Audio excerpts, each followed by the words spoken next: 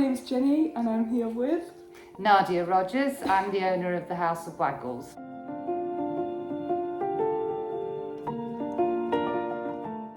So, let's start off with some benefits of dog daycare. Dogs are naturally social and they enjoy spending time either with other people or with other dogs.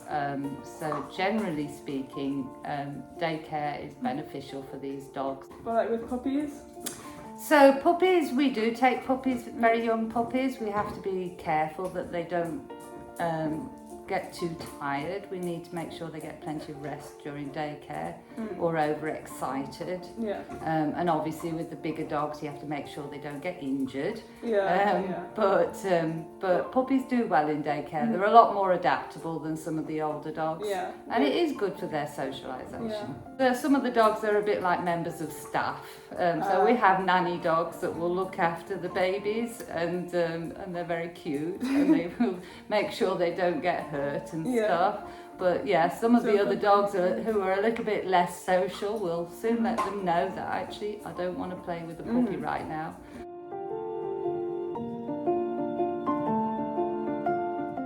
You know, it's not for everyone, which type of dogs would you say it's not for?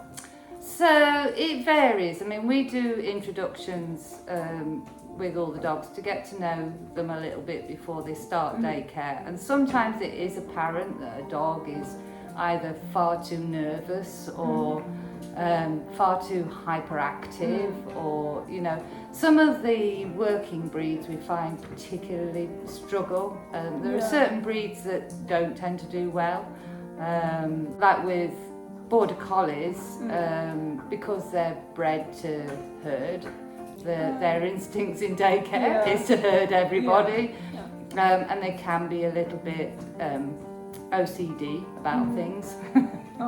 Any pet peeves that you might have? I mean obviously the barking. So like if you've got an incessant barker, any dog that has any sort of like OCD behaviour, it can make it worse basically. And so you have to be a little bit careful.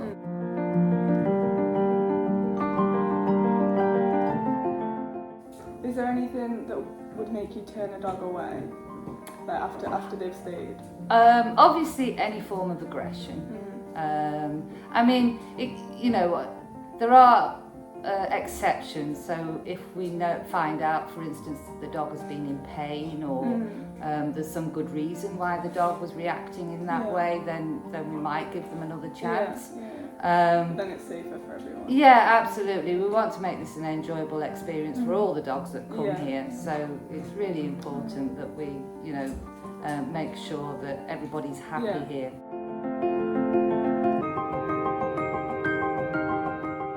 Do you think there are any common misconceptions that a lot of people have around daycare?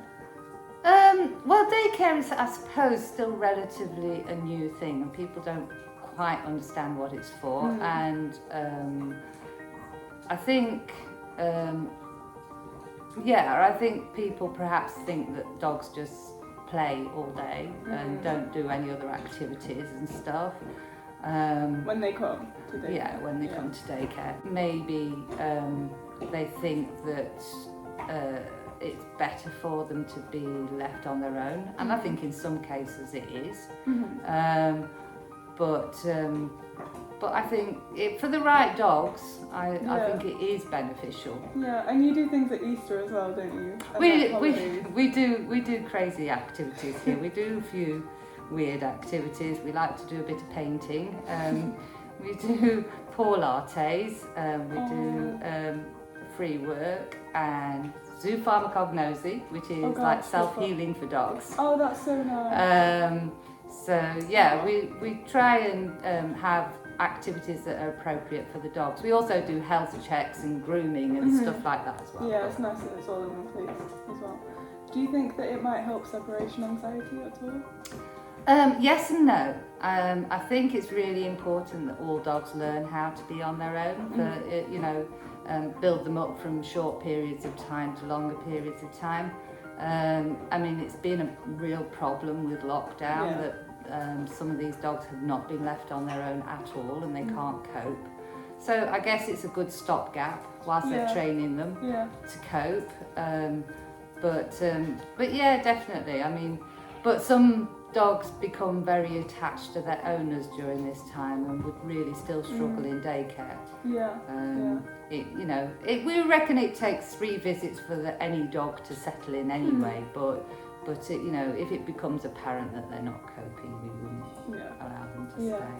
Do you think it's ever caused any aggression? Because I know these are some searches that people have had around daycare. So what are your thoughts on that? I think, yes, it is possible, but I think a responsible daycare would pick up on behaviours straight away. Like I say, some dogs just get overwhelmed with the whole experience and they can get overstimulated, which can lead to aggression. But so long as you pick it up early that a dog isn't coping and you talk to the owner about it, and you nip it in the bud basically. We use the ladder of aggression here, so and the ladder of aggression goes up to about 8 different levels, starting with some very subtle signs that a dog is uncomfortable, and we're trying to make sure that we intervene before they get to a level where they might show aggression. What are some of those subtle signs? So you can have like lip licking, they salivate, their ears go down, you get what's called whale eye, there's the tail often is down, they can go and hide somewhere. Or catch it then. And if you can see quite obviously after a while, you learn to see early indications that a dog is not happy. What is a huge factor that determines if a customer will send their dog here over, say, another daycare in the area?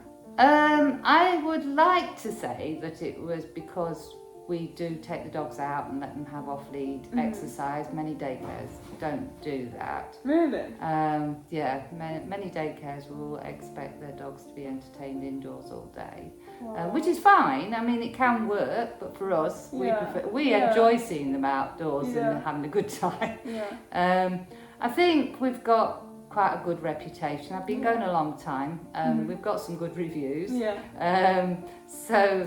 I mean, most of our customers seem to come from Facebook these days, any social media sort of stuff. Yeah, you post on there as well. We post quite a lot on Facebook. We love posting pictures of the dogs on Facebook, and I think the owners really love to be able to see what their dogs are doing during the day.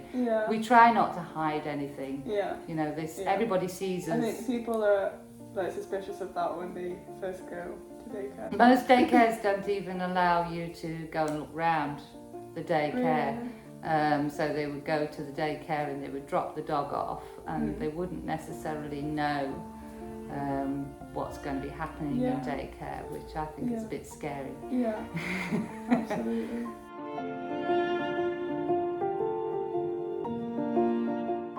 What's some advice that you'd give to someone who's looking to start daycare with their dog but doesn't know what to look out for? Definitely have the opportunity to go and visit and read the reviews. Obviously, the daycares have licensing, so you look to see what star rating they are, which gives you a slight indication as to what they might be like. I would definitely ask searching questions about what sort of activities the dogs will be doing. It's nice to have some sort of structure to the day, I think, if you can. It's not always possible, but I think the dogs like some sort of a routine. And then they know what they're getting as well. I think it's important that the dogs get enough rest during the day. I think sending a dog home absolutely exhausted at the end of the day is not really what they need.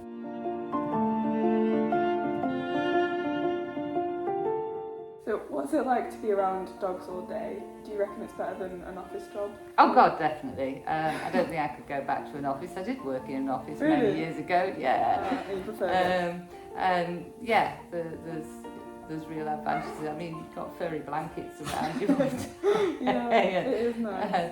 And they're always pleased to see you, and it's just, you get so much out of it, really. And just seeing them so joyful and enjoying themselves is really nice. Yeah. Is it quite physically demanding? Oh gosh, yes.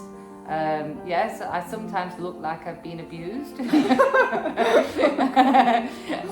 Dogs tend to throw themselves at you and things. Yeah, I experienced that. End up with a few bruises.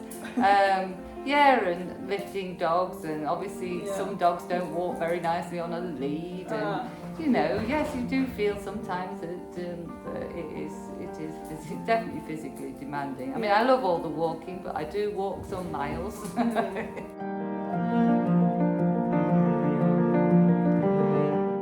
How long would you say it took to get set up and running when you decided?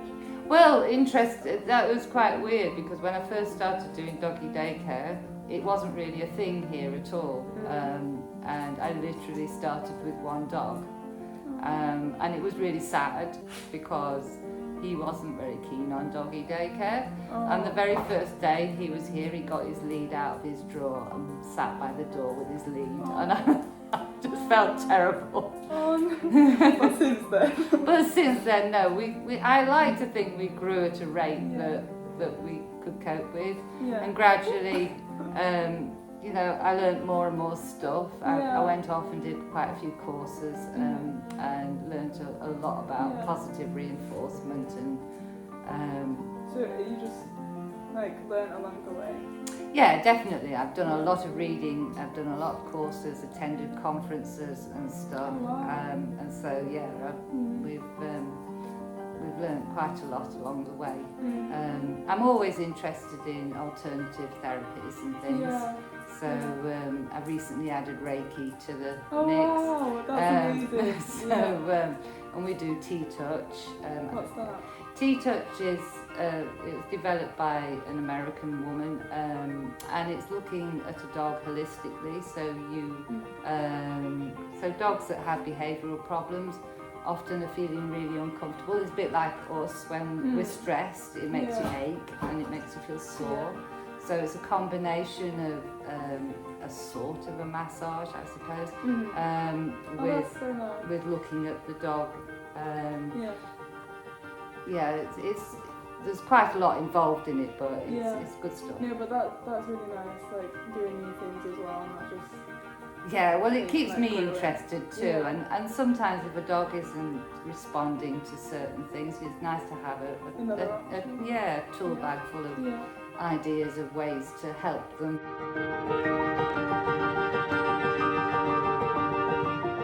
Are you fully booked? We are pretty much, yes. I think we've only got one day where we've got spaces at the moment. We're pretty chocked. There's a waiting list of people wanting to come to House Waggles, which is nice, we're getting a little bit more picky about what dogs we have, just because I want a balanced group. I don't necessarily want them all to be, a particular type. I just like to make sure. And you can be picky, so... Yeah, exactly. It's nice to have the option.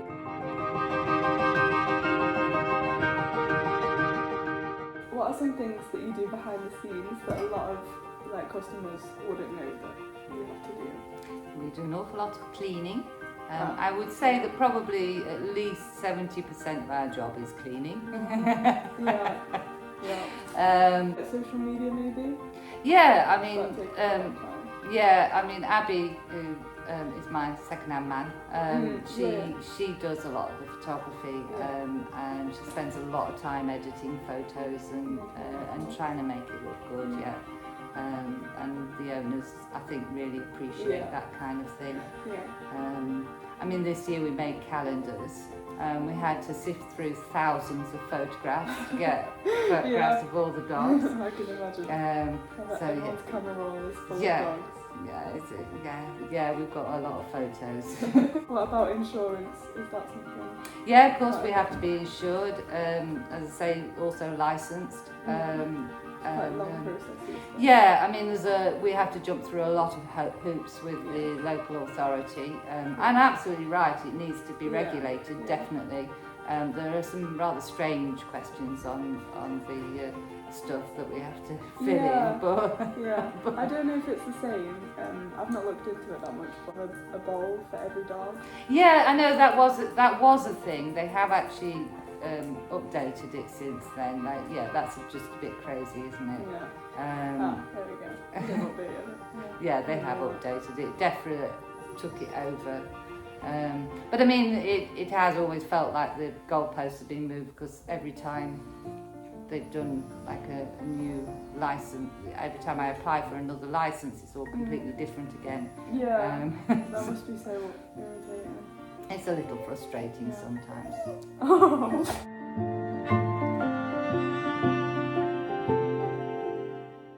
So this question might be a little bit personal. Okay. But would you say you get the pay you deserve for everything that you do?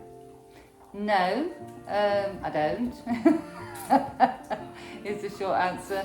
Work very, very long hours. I mean, that is the biggest thing. But I mean, it's a choice I made. You know, to me, there are things worth more than money. So I enjoy what I do, so I'll carry on doing it. But yeah, I think people perceive that dog daycare is expensive. But when you're open 12 hours a day, then, you know.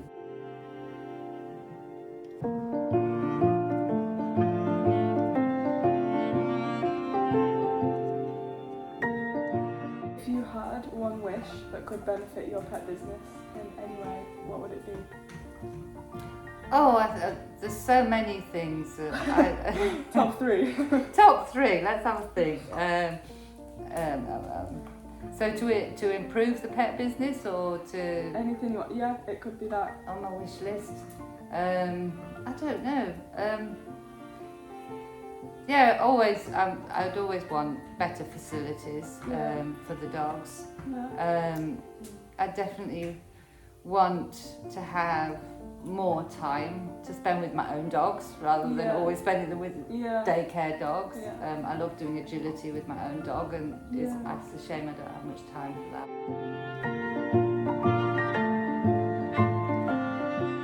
I say, like, it's difficult to separate your personal life with the daycare. They're not separated at all. I feel like I'm completely obsessed with my business. Yeah, I mean, I think for me, I'm not particularly a good business person. I think I'm much better at dealing with dogs than I am with the business side of things. But do you get weekends off? Or to some extent, yeah. There's always stuff to do at the weekends. Washing, there's like piles and piles of washing. And obviously bookkeeping. We do keeping things straight. Obviously organising staff and making sure we've got the bookings straight for the following week and stuff like that. So there's always loads of stuff I could be doing at the weekend. I do try and just have some time off. Yeah. Well, thank you so much. That's my pleasure. Really, really